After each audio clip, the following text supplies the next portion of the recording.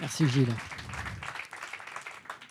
Bonsoir, bonsoir à toutes et à tous. Je suis Harold Guillemin et ce soir, je vais vous parler de moteurs de bateau à nageoires. Savez-vous à quelle vitesse se déplace la baleine bleue? La baleine bleue, c'est 30 km/h et le loustic fait quand même 190 tonnes. Le dauphin, c'est 60 km/h. Et l'espadon alors? L'espadon, ce sont des pointes à 110 km/h dans l'eau, sans hélice.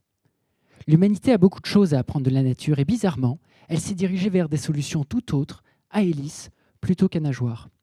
Dans ma start-up, on fait des moteurs de bateau à nageoire. On remplace l'hélice par une membrane qui ondule comme une nageoire de poisson et qui permet tout un tas d'avantages. Une sécurité maximale, il n'y a pas d'hélice. Une robustesse à toute épreuve, parce qu'il n'y a toujours pas d'hélice et on ne peut pas s'emmêler dans les algues, les bouttes, les fils de pêche. Et en plus, ce sont des moteurs de bateau électriques fabriqués en France et qui impactent 20 fois moins l'environnement comparé à des moteurs conventionnels.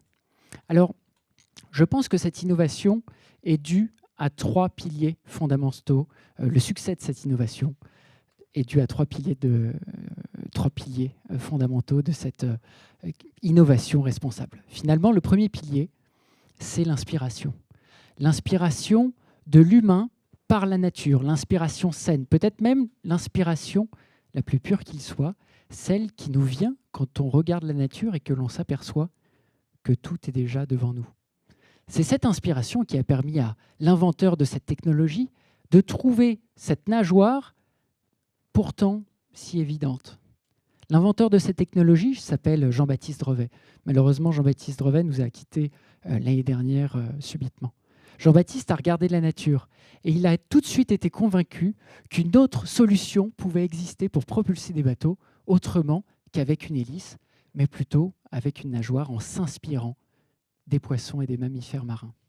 Alors l'inspiration n'est rien sans son acolyte fier, la confiance.